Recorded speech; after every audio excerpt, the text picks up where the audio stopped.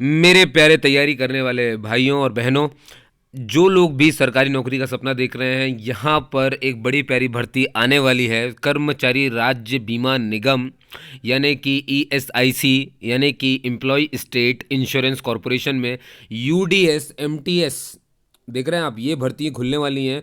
3,887 पद है। अभी चिंता मत करिए, अभी तो फॉर्म खुले भी नहीं है। फॉर्म खुलेंगे 15 जनवरी 2022 से, और आप इसे 15 फरवरी 2022 तक भर सकते हैं। ठीक है, ये बस अधिसूचना जारी की गई है कि भैया ये फॉर्म खुलने वाला है, तो ये इन्फॉर्मेशन मैं आप तक पहुंचा रहा हूँ।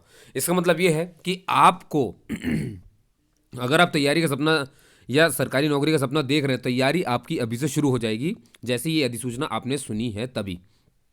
ठीक है, अब देखिए इसके बारे में सब कुछ मैं बता रहा हूँ।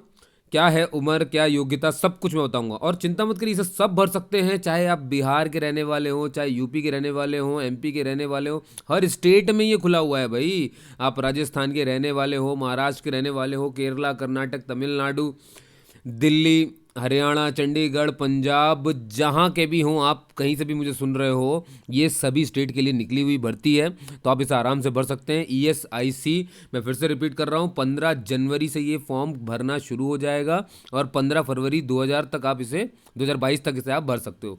भाई विभाग का नाम आपको पता चल गया है, ईएसआईसी है, वही ये वाला कर्मचारी राज्य बीमा निगम है। भर्ती बोर्ड भी वही है, वही ले रहा है इसको। क्या क्या पद है देखो, स्टेनो है, यूडीसी है और एमटीएस है, मल्टीटास्किंग स्टाफ भी रहेगा। ठीक है, तो मल्टीटास्किंग स्टाफ के लिए आपको मालूम है 10वीं चाहिए होता है। ठीक है, लेकिन स्टेनो बनने के लिए और यूडीसी बनने के लिए आपको ग्रेजुएशन होना चाहिए ना। यूडीसी के लिए 12th चाहिए होता है, लेकिन स्टेनो के लिए आपको ग्रेजुएशन में होना चाहिए। इसीलिए कहते हैं कि भाई इसमें 10th 12th और ग्रेजुएट लोग जितने भी हैं वो सब सुन लें, वो सब इसे भर सकते हैं। ठीक है, अगर 10वीं पास है तो कुछ एमटीएस भर सकते हो, कुछ भी भर सकते हो। टोटल पोस्ट आप देखो 3,887 है, बहुत है। ठीक है, लेकिन आपको पोस्ट इतनी देख करके कभी फॉर्म मत भरिए। कई सारे बंदे ऐसे होते हैं, ऐसे बंदियां होती हैं जो नंबर ऑफ पोस्ट देखते हैं उसके बाद फॉर्म भरते हैं। अरे भाई मैं कहता हूं, आपको एक पोस्ट खुले 10 खुले, आपको लेना देना क्या है उससे? आप तो एकलौते हैं ना, अपने आप में तो आप यूनिक है ना। आप जब सिलेक्ट होंगे तो आप सिर्फ अपने लिए सिलेक्ट होंगे और एक ही सीट पे सिलेक्ट होंगे। तो मतलब क्या है इतनी सारी सीटें देखने का? आपको मतलब होना चाहिए कि आप खुद अपने आप को एक सीट पे देखते हो, आप सिर्फ एक सीट के लिए एलिजिबल हो। ठीक है, 10 भर्तियों में 10 सीट के लिए एलिजिबल नहीं हो, एक बार में एक ही ज्वाइन कर पाओगे, बाकी 9 छूटेंगी, अगर 10 के 10 क्वालिफाई भी कर लिए तो भी।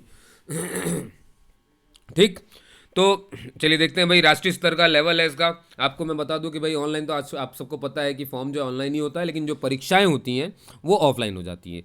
ठीक है, भाषा हिंदी रहेगी। अब देखिए, मैं अब आपको जो बताने वाला हूँ वो ये है कि किस राज्य में कितनी पदों की संख्या है। जैसे आंध्र प्रदेश से अगर कोई है तो उसके लिए 35 है, और मेरे बिहार के प्यारे भाइयों बहनों आपके लिए 96 है, 96 है वहाँ के लिए। समझ गए? तो बहुत बड़ी बात है। तैयारी अगर शुरू करेंगे आराम से निकाल लेंगे पैटर्न वगैरह। अगर आपको कुछ ऐसा जानना है तो आप जब तक मुझे मैसेज नहीं करेंगे, मुझे कैसे पता चलेगा कि आप इंटरेस्टेड हो, आप जानना चाहते हो, आप सीखना चाहते हो? आपको कुछ पूछना है कमेंट में पूछिए, मुझे बताइए, है ना, इंटरेक्ट करिए। जब आपके लिए आगे से मैं इन्फॉर्मेशन ले रहा हूँ तो आप आगे से पूछ तो सकते ही हैं। ठीक है, आप बताइए मुझे, सर मुझे इस चीज़ पे वीडियो चाहिए, मुझे ये चीज़ दिक्कत दे रही है, मैं आपके लिए वो करूँगा। छत्तीसगढ़ के अगर कोई है तो देख लीजिए 41 है, 41 पोस्ट वहाँ पे। दिल्ली से अगर कोई है तो भाई दिल्ली में तो 545 है भैया। और डायरेक्टरेट मेडिकल दिल्ली में, मीडियल दिल्ली में सॉरी, 9 पोस्ट है। सबसे ज़्यादा देख रहा हूँ दिल्ली में 545। और बताता हूँ मैं, गुजरात का अगर कोई है तो 269, कम पोस्ट नहीं है भैया। हरियाणा 185, हिमाचल प्रदेश 44, जम्मू कश्मीर 9। ठीक है, ऐसे ही झारखंड में आप देखेंगे तो 32, कर्नाटक में आप देखेंगे 282, अभी तक सबसे ज़्यादा दिल्ली में ही था। केरल में 130, मध्य प्रदेश वालों 102 है, और जो महाराष्ट्र वाले हैं अगेन देखिए ज़रा 594। नॉर्थ ईस्ट जो है हमारा, नॉर्थ ईस्ट आप समझ गए होंगे सबके सब, यानी कि असम वगैरह जो हमारे पड़ते हैं, वहाँ पर देखा जाए तो 18 के आसपास है। और उड़ीसा में 74 पोस्ट खुली हुई हैं। समझ गए? तो उड़ीसा में मैंने जैसे बताया 74 हैं, ये 14 हो गई यहाँ। पंजाब में 188 और राजस्थान में 187। ठीक, रीजनल ऑफिस दिल्ली, दिल्ली में तो बहुत है, 3 हो गई। तमिलनाडु में 385, तेलंगाना में 72, है ना। उत्तर प्रदेश में 160 है, सोचो इतना बड़ा राज्य, लेकिन ये वेस्ट बंगाल और सिक्किम में आपको 320 मिल जाएंगी।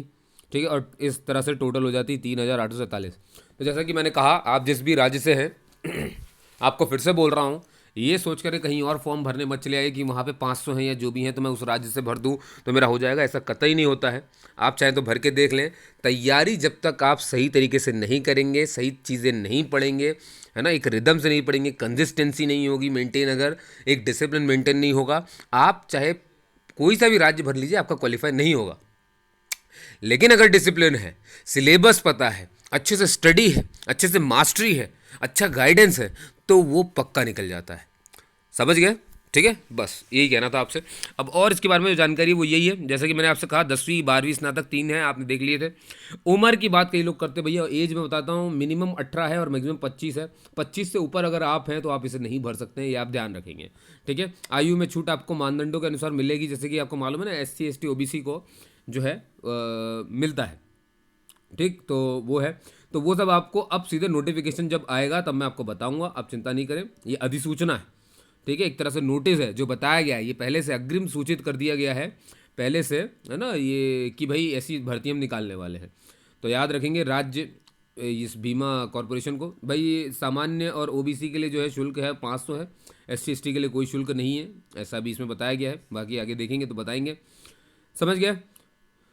और भाई डेट याद रखनी ज़रूरी है कि देखिए अधिसूचना की दिनांक जो है, ये जो आप अधिसूचना पढ़ रहे हैं ना, आप इसे सुन रहे हैं 5 जनवरी को, ठीक है, और ये अधिसूचना आ चुकी है 28 दिसंबर को।